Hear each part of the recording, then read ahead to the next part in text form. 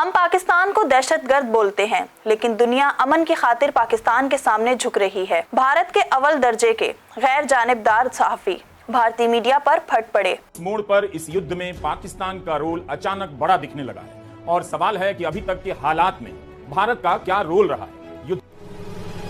नमस्कार, मैं रवीश कुमार। पाकिस्तान अमेरिका और ईरान के बीच मध्यस्थता कर रहा है और अमेरिका ने इसकी पुष्टि कर दी है। राष्ट्रपति ट्रंप ने पाकिस्तान के सेनाध्यक्ष और field marshal general Asim Munir से बात भी की। फाइनेंशियल टाइम्स में खबर छपी है कि जनरल मुनीर ने ट्रंप को फोन किया और बीच बचाव कराने की पेशकश की है। तो इस मोड़ पर इस युद्ध में पाकिस्तान का रोल अचानक बड़ा दिखने लगा है और सवाल है कि अभी तक के हालात में भारत का क्या रोल रहा है। युद्ध रुकवाने में पाकिस्तान की भूमिका हो और भारत की नहीं। भारत के कूटनीतिक जानकार अपने तर्कों को कैसे मांझ रहे हों। पूरी दुनिया में चर्चा है कि पश्चिम एशिया के सबसे बड़े संकट में अचानक से पाकिस्तान का रोल इतना महत्वपूर्ण कैसे हो गया। क्या पाकिस्तान भी शांति का पुजारी हो गया है? अभी तक की डिप्लोमेटिक पहल में भारत कहां है और क्यों नहीं है, यह सवाल पूछा जाना चाहिए। 23 मार्च एनआई के सवाल से पहले रॉयटर्स ने सूत्रों के हवाले से रिपोर्ट कर दिया कि इसी हफ्ते इस्लामाबाद में युद्ध खत्म करने को लेकर बातचीत हो सकती है। इस बात ही करता है 23 मार्च को ट्रंप के बयान के बाद ही अमेरिका की एक वेबसाइट एक्सियोस ने रिपोर्ट कर दिया कि इस बातचीत में इजिप्ट, तुर्की और पाकिस्तान की भूमिका हो सकती है। वो रिपोर्ट सूत्रों के हवाले से थी, लेकिन अब स्थिति काफी साफ हो चुकी है। फाइनेंशियल टाइम्स ने भी पाकिस्तान को लेकर एक एनालिसिस किया है। लिखा है, पाकिस्तान स्टेप्स अप एज गो बिटवीन इन ट्रम्प्स ईरान क्राइसिस। अखबार के दावे के अनुसार उसका यह लेख काफी पढ़ा जा रहा है। इस रिपोर्ट को 5 पत्रकारों ने मिलकर लिखा है। पाकिस्तान को यह रोल क्यों मिला होगा? नाम तो तुर्की और इजिप्ट का भी आया। इसके पीछे एक दलील यह दी जा रही है कि सऊदी अरब नहीं चाहता कि तुर्की को वह मंच मिले, इसलिए मुमकिन है वही पाकिस्तान को आगे कर रहा है। तुर्की भी सऊदी अरब की तरफ बड़ा सुन्नी पावर है और सऊदी अरब के लिए खतरा माना जाता है। जाहिर है सऊदी अरब खुद को तुर्की से ऊपर रखना चाहेगा, इसीलिए माना जा रहा है कि उसने पाकिस्तान को आगे करने में भूमिका निभाई होगी। ईरान पर हमले के बाद तुर्की के राष्ट्रपति एर्दोगन ने जब अपनी संसद में भाषण दिया कि शिया सुन्नी एक हैं, तो तालियां बजी। यूक्रेन युद्ध के समय मीडिएटर की भूमिका निभाने वाले तुर्की की जगह अचानक पाकिस्तान का रोल अब बड़ा दिख रहा है, क्योंकि इसराइल तुर्की को पसंद नहीं करता। वह जिस सुन्नी एक्सिस की बात करता है उसमें तुर्की भी आता है। अमेरिका भी तुर्की को लेकर ज्यादा उत्साहित नहीं होगा, क्योंकि जब ट्रंप ने गजा पीस प्लान में तुर्की को रखना चाहा तो इसराइल ने एतराज किया। मगर इस बार अमेरिका ने यह मौका पाकिस्तान के हाथ में दे दिया है। एक ही झटके में दिखा दिया कि खाड़ी के दोनों सुन्नी पावर उसके हाथ में है। वो तुर्की को अब डंप कर रहा है, लेकिन सऊदी अरब के साथ खड़ा है, पाकिस्तान को बातचीत में ले आया है। इसलिए सवाल यह भी है कि क्या पाकिस्तान से बात करने के फैसले में सऊदी अरब ने कोई भूमिका निभाई होगी? आखिर अचानक पाकिस्तान इतना बड़ा प्लेयर कैसे नजर आ रहा है? पाकिस्तान एक परमाणु शक्ति है, सऊदी के साथ उसकी डिफेंस डील है। उससे बातचीत कर अमेरिका ईरान को संदेश दे रहा होगा कि आप पाकिस्तान को अपना दोस्त समझ सकते हैं, लेकिन उसकी बातचीत हमसे भी है, हमारा दोस्त भी है। क्रिकेट की जुबान में कहें तो भारत का गोदी मीडिया कैच के लिए रेडी था, लेकिन गेंद बाउंड्री लाइन के बाहर चली गई। यहां खूब बहस हो रही है गोदी चैनलों में कि प्रधानमंत्री नरेंद्र मोदी ही युद्ध रुकवा सकते हैं। क्या हिंदुस्तान युद्ध रुकवा पाएगा? 3 दिन पहले इंडिया टीवी के पर्दे पर यह सवाल चला। तबाही के बीच दुनिया को मोदी से उम्मीद, क्या पीएम मोदी रोकेंगे महायुद्ध? यह रिपब्लिक भारत का सवाल था। सिर्फ भारत रोक सकता है ईरान जंग? न्यूज 18। ईरान इसराइल की जंग खत्म करा सकता है भारत? क्यों पीएम मोदी पर टिकी दुनिया की निगाहें? टीवी 9 की यह हेडलाइन। किस आधार पर भारत में इस सवाल पर चर्चा हो रही है कि भारत के पास शांति का मंत्र है? शांति का मंत्र होने की पहली शर्त है कि जिस देश ने हमला किया उसका नाम लेकर निंदा की जाए। क्या भारत कर सका? फिनलैंड के राष्ट्रपति ने 18 मार्च को जरूर कहा, मैं सोच रहा हूं कौन सीज फायर करा सकता है, यूरोप के देश या भारत? मगर नाम आ गया पाकिस्तान का। जब यह युद्ध शुरू हुआ तब से ही भारत के अखबारों में कई लेख छपे हैं कि इस युद्ध को रुकवाने में भारत का क्या रोल हो सकता है। 20 मार्च को नागपुर के विश्व हिंदू परिषद के कार्यक्रम में आरएसएस के प्रमुख मोहन भागवत का एक बयान आपको मीडिया में कई जगहों पर छपा मिल जाएगा। मोहन भागवत ने कहा कि आज दुनिया में युद्ध हो रहे हैं और कई देशों से यह आवाज उठ रही है कि केवल भारत ही इस युद्ध को समाप्त कर सकता है। वे ऐसा इसलिए कह रहे हैं क्योंकि वे भारत की प्रकृति और उसके मानवीय मूल्यों से परिचित हैं। मोहन भागवत किन देशों की मांग के आधार पर कह रहे थे कि युद्ध केवल भारत समाप्त कर सकता है? क्योंकि भारत की प्रकृति कुछ अलग है। पिछले 5 वर्षों में दुनिया में 2 बड़े युद्ध हुए। पिछले 1 साल में ईरान और इसराइल के बीच 2 बार हुए। यूक्रेन और रूस के बीच 4 साल से युद्ध चला ही आ रहा है। इन 2 युद्धों को रुकवाने में भारत ने कौन सी भूमिका निभाई? अगर यह धारणा बनाई जा रही है कि भारत विश्वगुरु बन गया है और युद्ध रुकवा सकता है, तो 1-2 उदाहरण तो देश के सामने रखना ही चाहिए कि किस युद्ध को रुकवाने में भारत की डिप्लोमेसी ने गहरी भूमिका अदा की है। अगर भारत रुकवा सकता है तो भारत ने पहल क्यों नहीं की? उसकी जनता कितनी परेशान है, सरकार का बजट घाटा बढ़ सकता है, तब फिर युद्ध रुकवाने से भारत को कौन रोक रहा है? अगर किसी ने रोका हुआ है तो भारत युद्ध कैसे रुकवा सकता है? हम ये नहीं कह रहे कि युद्ध आज समाप्त हो गया और इसमें भारत के लिए कोई भूमिका नहीं बचती, मगर इस अहम पड़ाव पर अगर पाकिस्तान का रोल बढ़ रहा है तो सवाल भारत से होना चाहिए। भारत और ईरान की दोस्ती का इतिहास, संस्कृति और परंपराओं तक जाता है। कूटनीति उसके बाद की चीज है। पाकिस्तान का उभरता रोल प्रधानमंत्री मोदी के लिए क्या अच्छी खबर मानी जा सकती है? क्या उन्होंने युद्ध से पहले इस्राइल जाकर गलती कर दी और अब यह गलती बड़ी दिखाई देने लगी है?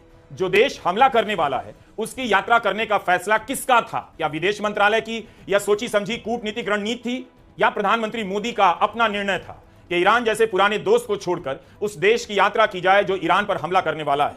इस नई दोस्ती का क्या सिला मिला?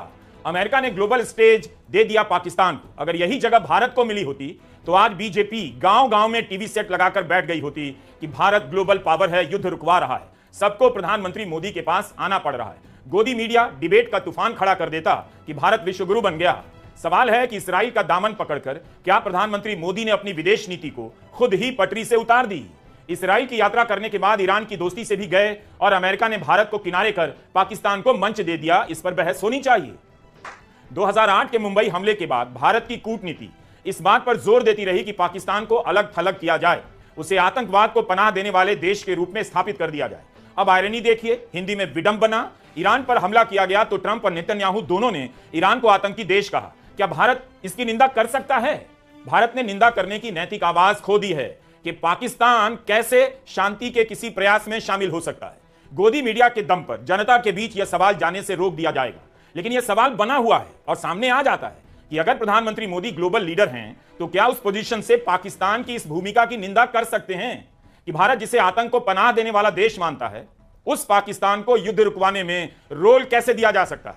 अमेरिका पाकिस्तान को लेजिटिमेसी दे चुका है, भारत की कल्पना से भी ज्यादा, लेकिन प्रधानमंत्री मोदी की चुप्पी पाकिस्तान को उससे भी ज्यादा वैधता यानी लेजिटिमेसी दे देगी, जिसे आप सरल शब्दों में मान्यता कहते हैं कि भारत के लिए पाकिस्तान आतंक को पनाह देने वाला देश होगा, मगर अमेरिका और खाड़ी के देशों के लिए वह शांति का पुजारी भी हो सकता है। क्या भारत की कूटनीति इसे मेडल के रूप में देख सकती है, या किसकी जीत है और किसकी हार? Do you get my? नहीं बोल पा रहा। अगर भारत ईरान पर हमले की निंदा करता, खामेनेई की हत्या की निंदा करता, तब हो सकता था कि ईरान को बातचीत की मेज पर लाने का रोल भारत को मिल जाता। ईरान के साथ पुरानी दोस्ती के नाते भारत इस इलाके के सबसे बड़े युद्ध को रुकवाने में पहल करता नजर आता और ट्रंप को अपनी अहमियत भी समझा देता। लगता है भारत चूक गया और प्रधानमंत्री मोदी की नीति के कारण चूक गया। आलोचना के वीडियो डिलीट करवाकर आप सच को नहीं दबा सकते। उनकी गले मिलने की नीति का मजाक उड़ाने वाले वीडियो क्यों डिलीट करवाए गए? अब फिर से यह सवाल आ गया कि गले मिलने की विदेश नीति का क्या परिणाम निकल रहा है। पाकिस्तान ने इतना जरूर किया कि खामेनेई की हत्या की निंदा की, वहां की संसद में श्रद्धांजलि दी गई और ईरान ने भी पाकिस्तान का शुक्रिया अदा किया जब उसके जहाज को होर्मुज से जाने की अनुमति दी गई। इस बातचीत में पाकिस्तान का रोल इसलिए भी बड़ा लगता है कि वह इसराइल को मान्यता नहीं देता। पाकिस्तान ने ईरान पर हमले की साफ साफ निंदा की तो ईरान के विदेश मंत्री ने भी उर्दू में ट्वीट किया, शुक्रिया अदा किया। इस हिसाब से ईरान और इसराइल के बीच के युद्ध को रुकवाने में पाकिस्तान न्यूट्रल देश तो नहीं लगता, फिर भी उसकी भूमिका नजर आ रही है। आप कह सकता नेतन्याहू ने अभी तक यह नहीं कहा कि पाकिस्तान उसे मान्यता नहीं देता, तो वह इस बातचीत में मीडिएटर कैसे हो सकता है? भारत इसराइल को मान्यता भी देता है और अपनी प्राथमिकता में ऊपर भी रखता है, तब भी इसराइल से युद्ध रुकवाने में भारत की भूमिका क्यों नहीं? इसी के साथ उन संदर्भों को भी याद रखना जरूरी है जिसके तहत पाकिस्तान का जिक्र हो रहा है। ट्रंप ने कई बार पाकिस्तान का जिक्र भारत को चिढ़ाने के लिए भी किया है, लेकिन पाकिस्तान की इस नई भूमिका को आप केवल उसी चश्मे से नहीं देख सकते। पश्चिम एशिया के देश भारत के लिए अनजान नहीं रहे। प्रधानमंत्री मोदी ने खासकर इस क्षेत्र को काफी अहमियत दी। इन देशों में कई बार उनका दौरा हुआ। सऊदी अरब 2 बार गए। सऊदी अरब ने उन्हें अपने सर्वोच्च राजकीय पुरस्कार ऑर्डर ऑफ अब्दुल अजीज अल सऊद से सम्मानित किया। 6 बार संयुक्त अरब अमीरात गए। यूएई ने उन्हें order of the Zayed medal से सम्मानित किया। बहरीन ने उन्हें King Hamad order of the Renaissance से सम्मानित किया। ओमान और कुवैत का भी उन्होंने दौरा किया। तो इस हिसाब से सवाल पूछा जाना चाहिए कि इस युद्ध में अभी तक भारत की क्या भूमिका रही? युद्ध रुकने क्या बात होना ही ऐसे बड़े संकटों में भूमिका निभाना है। प्रधानमंत्री मोदी के बयान से पता नहीं चलता कि उनकी अगुवाई में भारत इस युद्ध में किसी तरह की भूमिका निभा रहा है या नहीं। हमलों से घिरे खाड़ी के 6 में से 5 देशों ने प्रधानमंत्री मोदी को सर्वोच्च नागरिक सम्मान दिए, तो इन देशों ने भारत से युद्ध रुकवाने का आग्रह नहीं किया। इसकी जानकारी प्रधानमंत्री मोदी के बयान से नहीं मिलती है। पश्चिम एशिया में भारत की सक्रियता ने पाकिस्तान को अलग थलग किया और इसका दावा किया जाता रहा है, लेकिन ऑपरेशन सिंदूर के बाद से स्थितियां बदली हैं। गजा के समय भी पाकिस्तान के पास मीडिएटर का रोल नहीं आया। एक परमाणु शक्ति और सुन्नी पावर के रूप में पाकिस्तान के लिए इससे बेहतर मौका और हो नहीं सकता था। इसलिए ईरान के साथ बातचीत में उसकी भूमिका भारत के लिए शायद अच्छी खबर ना हो। अगर युद्ध रुक गया तो क्या पाकिस्तान की पहल से आई शांति को लेकर प्रधानमंत्री मोदी जश्न मना पाएंगे? सोच कर देखिएगा, भारत की तुलना में कहीं अधिक प्रभावी रहा है। पाकिस्तान जो राजनीतिक, सामाजिक, आर्थिक और वैश्विक स्तर पर बेहद नाजुक स्थिति में था, उसे एक नई जिंदगी मिल गई। राष्ट्रपति ट्रंप ने बार बार और गर्मजोशी से उस व्यक्ति का आवभगत किया जिसकी भड़काऊ और उकसाने वाली बयानबाजी ने 22 अप्रैल 2025 को पहलगाम आतंकी हमलों की पृष्ठभूमि तैयार की। साथ ही फील्ड मार्शल आसिम मुनीर को 2 बार व्हाइट हाउस में आमंत्रित किया। पाकिस्तानी प्रतिष्ठान ने राष्ट्रपति ट्रंप के करीबी सर्कल के साथ एक बेहद घनिष्ठ संबंध बना लिया है। जयराम रमेश, इन 24-25 दिनों में क्या एक भी दिन ऐसा हुआ जब लगा हो भारत के पास भी भूमिका निभाने के लिए कोई बड़ा रोल आया है या आ सकता है?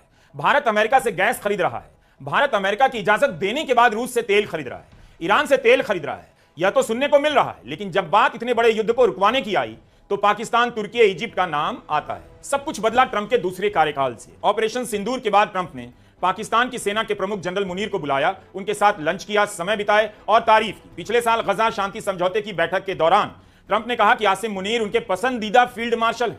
मुनीर की तारीफों में ट्रंप ने क्या कुछ नहीं कहा, कभी ग्रेट फाइटर, कभी वेरी इंपॉर्टेंट गाय, कभी दुर्लभ इंसान कहा। उनसे पहली बार मिलने के बाद ट्रंप ने कहा, मुनीर से मिल पाना सम्मान की बात है। बोर्ड ऑफ तो क्या अब इस सवाल का जवाब पहले से बेहतर दिख रहा है कि ईरान ने पाकिस्तान पर क्यों नहीं हमला किया? दलील यह दी गई कि ईरान उन्हीं देशों पर हमला कर रहा है जिसकी जमीन पर अमेरिका का सैनिक अड्डा है।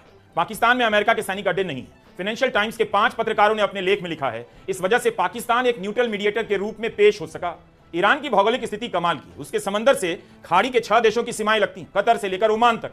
ईरान की जमीन से भी 7 देशों की सीमाएं लगती हैं, उनमें इराक, तुर्की, अजरबैजान, अफगानिस्तान, आर्मेनिया, तुर्कमेनिस्तान और पाकिस्तान है। पाकिस्तान और ईरान लगभग 900 किलोमीटर की सीमा साझा करते हैं। यह बलूचिस्तान का इलाका है। करीब 6 ऐसे देश हैं जिन पर ईरान ने हमला नहीं किया, इनमें एक पाकिस्तान भी है। ईद के मौके पर नए सुप्रीम लीडर मुस्तफा खामेनेई ने अपने संदेश में खास तौर पर पाकिस्तान का जिक्र किया और कहा कि हम अपने पड़ोसी को अपना बेहद करीबी मानते हैं। अपील की कि अफगानिस्तान और पाकिस्तान एक दूसरे से अपने रिश्ते बेहतर करें, मुसलमानों के बीच दरार लाने से बचें।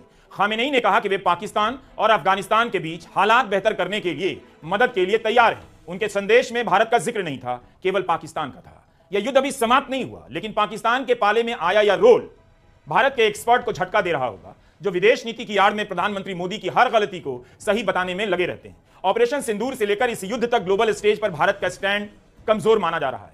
हर बार यही सच पर चुप रहेगा कि अमेरिका पाकिस्तान को इतनी बड़ी मान्यता दे रहा है। इसमें भारत का अपना हित क्या है? क्या भारत का कोई मंत्री दोहरा सकता है, अमेरिका की आलोचना कर सकता है, कह सकता है कि पाकिस्तान आतंक को पनाह देने वाला देश है? ट्रंप मुनीर की तारीफ कैसे कर रहे हैं? क्या बीजेपी ने तुरंत कोई प्रेस कॉन्फ्रेंस कर अमेरिका की निंदा की? जो लोग यह कह रहे थे इस युद्ध से भारत का क्या लेना देना, क्या अब भी वे इसी लाइन को दोहराएंगे कि पाकिस्तान को सेंटर स्टेज मिला है तो मिला है, भारत का क्या लेना देना? पाकिस्तान को दहशतगर्द कहने वाले आज खुद सवालों की जद में हैं, जबकि दुनिया अमन के लिए पाकिस्तान के मौकिफ को संजीदगी से सुन रही है। दूसरी जानिब भारत के सिफ़े अव्वल के गैर जानिबदार सहाफियों ने भारतीय मीडिया की यकतरफा रिपोर्टिंग को बेनकाब कर दिया है। सच और प्रोपेगेंडे की इस जंग में हकीकत आखिर कब सामने आएगी, ये वक्त बताएगा। वॉन कराची की वीडियोस देखने के लिए हमारा चैनल सब्सक्राइब कीजिए और बेल के आइकन को क्लिक कीजिए ताकि आप हमारी तमाम आने वाली वीडियो से बाखबर रह सकें।